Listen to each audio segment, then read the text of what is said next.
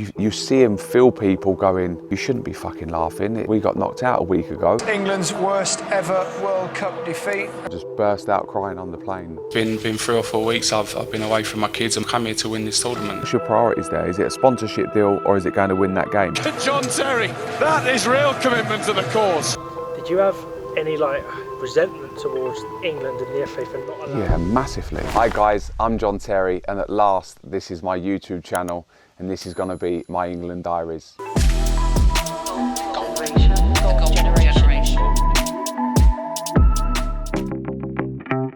My dad was a big football fan, so we had like England flags up. I had all the England shirts. I remember it white with like a blue badge and the big 3 lions underneath. We'd go down the pub with my dad. If England win, we'd be down there all night. If they lost, then we'd be back home. You live those moments as a really young footballer, understanding what it's like to be an England fan. And England are out of the World Cup. As a young kid, I felt it. You feel when England win, school was a little bit easier. 3 beers at the pub for my dad. I remember it's like, right, drinks on me, and as kids you're allowed to stay out till 10 and 11 o'clock at night because England have won, and little moments like that. So you remember the buzz. It felt like it was like a national holiday the further we got in these big tournaments. As a nation, we've got to be the best in the world. I think 1990 has to be the first one for me that I really remember. Gazza crying, but I also really remember Gary Lineker. Do you remember that look that Lineker gave to Bobby Robson? That little look as if to go, keep an eye on him.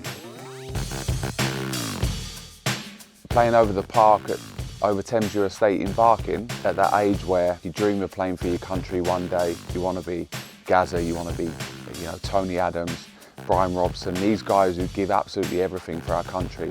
You'd go over there and there's 30 other kids and all of a sudden you'd play World Cup doubles and you're representing England and one of you has to be Brazil and Germany, you're not happy, so there's big fights and arguments between all your mates and stuff. Got to do that with my brother as well. My brother was 2 years older than me, so I got to do that with him, which was pretty special. And then fast forward 13 years from that moment, I make my debut for England, but you'll always be a fan and a supporter.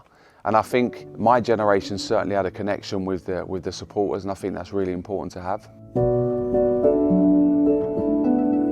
I knew a few of the boys that were in the group as well. Bex was captain at the time under Sven, and it just made me feel really welcome. We'd known each other for a very long time. We were both at Man United as kids and travelled up together on many different occasions. So I have to say the older players, and Bex being the main one, made myself and the other young players feel part of it. And we was kind of on the way up as well. Chelsea started to, become the force that we were in the Premier League, and you start to earn that respect yourself. But naturally, you're nervous going into those moments, and the first training session, you want to impress everyone around you, you want to impress the manager and show what you can do. So quite nerve-wracking, but exciting at the same time as well. I mean, you're going to represent your country. It's the best and biggest thing ever.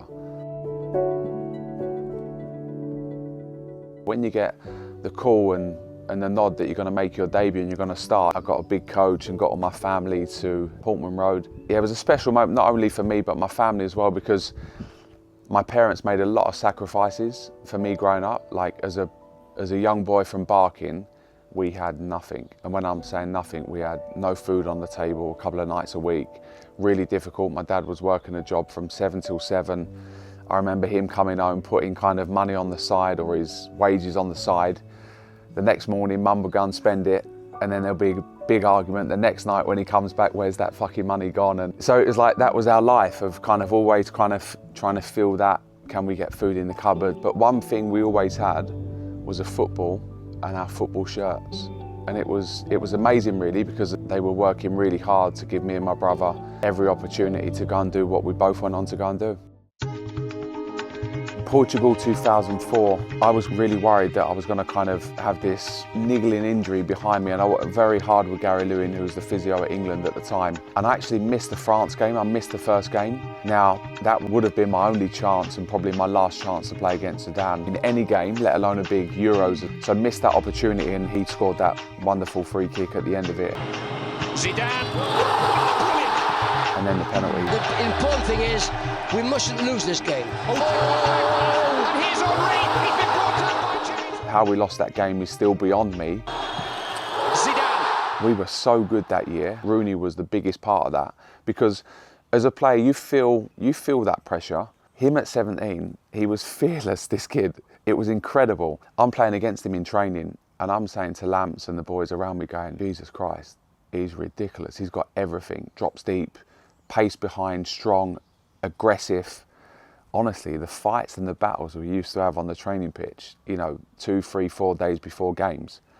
And then what he done to France and Thuram and top players in that competition, I think if he stays fit, we win that in 2004. He was a big miss for us, but like I said earlier, he was so refreshing to have around the place because he didn't fear big games, he didn't fear press conferences, he didn't fear the pressure of the supporters back home. He thrived on it. This is where the fun starts. Anything is possible from the quarterfinals. Going into it, felt very confident. They had some good players, but not many players you feared within that group. They was a very good side, but not unbelievable individuals, if that makes sense. It's come off the defender, Owen! And England scored! Michael Owen, 2 minutes and 25 seconds! Facing the host nations was a big game, and I think that the rest of the group felt the same as well. We felt very confident because we had Wayne up front, and we believed that he would go and get us 2 goals, 3 goals, or he could, you know, go and win the match on his own at some point. The goals in midfield with Lamps and Stevie, we were solid at the back. I think we look upon that golden generation of how and why we didn't. You need luck along the way. Beckham's free kick. Oh, against the crossbar by Owen. Campbell's there! He's disallowed it. How Sol Campbell's goal gets disallowed is beyond me.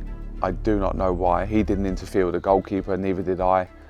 And then obviously Frank scores the goal. John Terry. That's Terry. Oh, it's Lampard! It's Frank Lampard! It's 2-2! And England are still in the tournament. 6 minutes from the end of extra time. But when it went to pens, we obviously do a load of work before. So there's always that argument of when you're training, do you do enough kind of penalties, and can you replicate and make that match environment as kind of as pressurised as you possibly can in training? No, you can't, but you still have to practice. So we done it as a group, we practiced as a group. I was in the top 5, I was quite consistent and was confident to step up for my penalty as well. Hold tight. Oh, he's put it miles over the bar. That penalty spot in particular in that shootout was ridiculous, the movement it was on. And actually, as a matter of fact, I wanted to go in the top left-hand corner to me, facing the goal, and it's kind of come out and kind of gone straight down the middle, luckily for me, and managed to score. But yeah, well, again, we felt confident. We had J-Mo in goal. J-Mo was massive. Like, when you take penalties against J-Mo, he fills the goal. He's a big presence, he's annoying, he's kind of loud and talkative and all of that. So we'd faced him in training sessions. But in terms of penalties itself, I felt confident. We had Lamps, who was Chelsea's penalty taker, Michael Owen, Stevie G. We had players that had played and were their club's kind of main penalty takers. And Ricardo makes the save. Ricardo makes the save from Diaries. The Portuguese goalkeeper is going to take the kick that could put his team into the semi-finals. And he has! Oh, England are out of the European Championship. Really hard to take. I think there's pictures of myself, Lamps and a few others kind of crying. It was our first bit of heartache really. I was 24 years of age and I felt it. You feel the weight of the whole country, and you do. You can't help but feel like you've let people down. Now you've given absolutely everything for your football club all season. You've played through injuries, and there's players that kind of play through injuries and injections to kind of play that next game and stuff that people don't really see behind the scenes. But you certainly feel like you let people down, and when Greece go on to win it, you look at it and go, if that's not your opportunity, there never will be a better or easier opportunity to go on and win it. Losing Wayne was the biggest thing that could have happened to us at the time, I think. We missed him, and it's really bizarre to say that for someone who was 17, I think, at the time. Normally you'd say that about an experienced player like Michael Owen or Bex or someone like that. He was just a player that, I don't know, something special was that competition.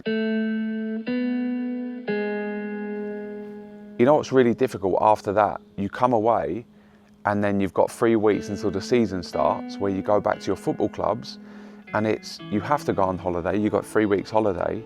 You get seen away on holiday. You don't really want to be seen away on the beach, relaxing, having a beer, laughing and joking. But you kind of have to move on, and that's really hard to kind of comprehend how to kind of deal with that, because you're around England supporters and You see and feel people going, you shouldn't be fucking laughing, we got knocked out a week ago.